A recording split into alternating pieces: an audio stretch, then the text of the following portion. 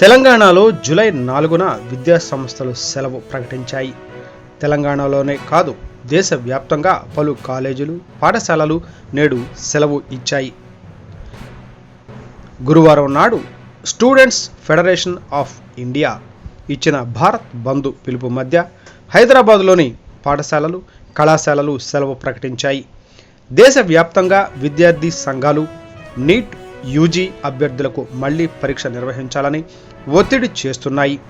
కేంద్ర వ్యవహార శైలికి నిరసనగా విద్యా సంస్థల బంద్కు పిలుపునిచ్చాయి.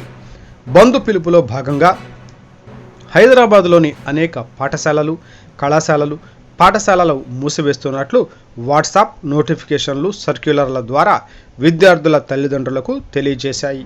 కొన్ని విద్యా సంస్థలు ఇంకా సెలవు ప్రకటించలేదు.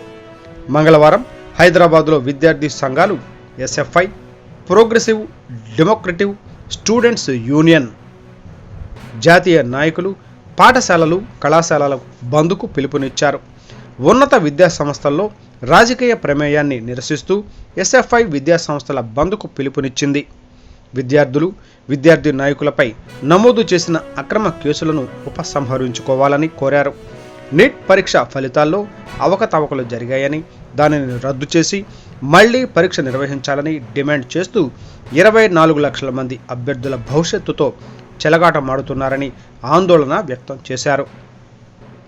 హైదరాబాద్తో పాటు తెలంగాణలోని ఇతర ప్రాంతాలలో పాఠశాలలు, కళాశాలలు బంద్ను విజయవంతం చేసేందుకు తల్లిదండ్రులు తమ ఆందోళనలో పాల్గొనాలని నాయకులు అభ్యర్థించారు. పాఠశాలలు, కళాశాలలకు సెలవు ప్రకటించేలా తల్లిదండ్రులను ఒప్పించాలని కోరారు. మరోవైపు నీట్ వ్యవహారంపై ప్రధానమంత్రి మోదీ స్పందించారు. పేపర్ లీక్ కేసులో ఎవరు ఉన్నా ఉపేక్షించేది లేదన్నారు. సుప్రీంకోర్టులో కూడా నీట్ వ్యవహారంపై విచారణ జరుగుతోంది.